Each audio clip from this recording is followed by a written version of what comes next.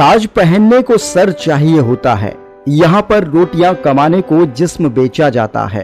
हर हंसी के पीछे एक चीख छुपी होती है और हर मजबूरी एक साजिश बन जाती है।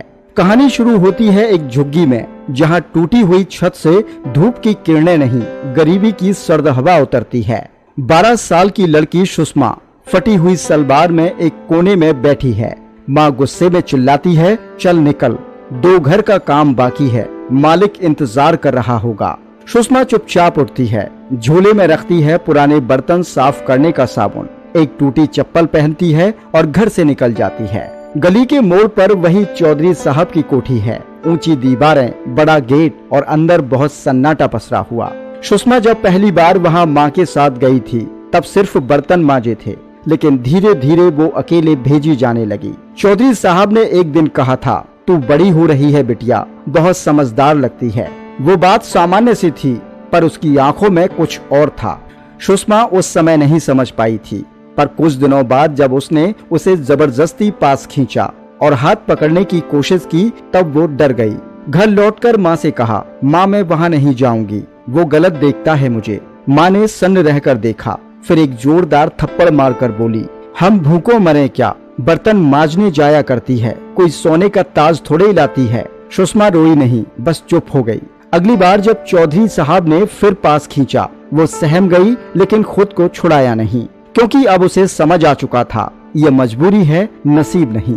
धीरे धीरे सुषमा की मासूमियत रोज 200-200 रुपए के नोटों में बिखरने लगी। कभी कभी चौधरी साहब का कोई दोस्त आता और कहता, भाभी नहीं है, अकेलापन है, सुषमा को भेज दो दोपहर में। माँ कुछ नहीं कहती, सिर्फ निगाहें झुका लेती। अगले दिन थाली में ज्यादा दाल बनती, चूल्हा देर तक जलता। सुषमा अब स्कूल नहीं जाती थी, लेकिन दुनिया का सबसे घिनौना पाठ पढ़ रही थी, चुप रहो, सहो और जीते रहो। एक दिन पड़ोस की बाई बिमला ने देखा सुषमा को अकेले देर रात लौटते हुए।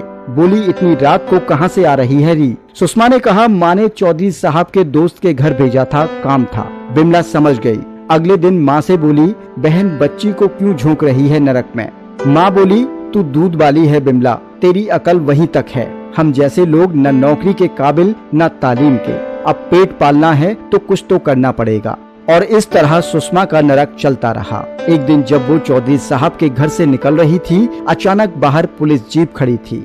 एक ग्राहक की बीवी ने शिकायत कर दी थी, मेरे पति वहाँ पर क्या करने जाते हैं हर हफ्ते। पुलिस आई, सुषमा को पकड़ लिया। वो डर के मारे कांप रही थी। जब उसने कहा कि मुझे माँ ने भेजा था, माँ चिल्लाई, झूठ बोल रही है, मैं तो काम पर जाती थी, ये खुद जाने लगी है चोरी छुपे। पुलिस ने पूछताछ की, माँ को छोड़ दिया, सुषमा को डांट कर भगा दिया। उस दिन वो देर रात तक एक पुलिया के किनारे बैठी रही। शाम को लौटी, माँ ने रोटी दी। वो बोली, माँ आज पहली बार जी मचलाया। एक बूढ़ा था, दांत भी नहीं थे, उसने छुआ। माँ चुप रही।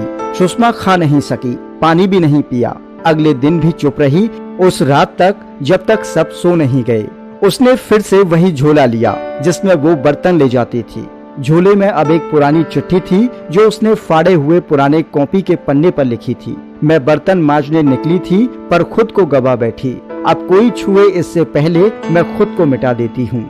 सुबह पास के तालाब में एक जोड़ी चप्पल मिली, एक झोला मिला और झोले में वही चिट्ठी। माँ रो रही थी, मगर उसकी आंखें शर्मिंदा नहीं थी, सिर्फ डरी हुई थी। लोग जमा हुए, कोई चुप रहा, कोई बोला। बेटी को बेटी समझा होता तो शायद जिंदा होती।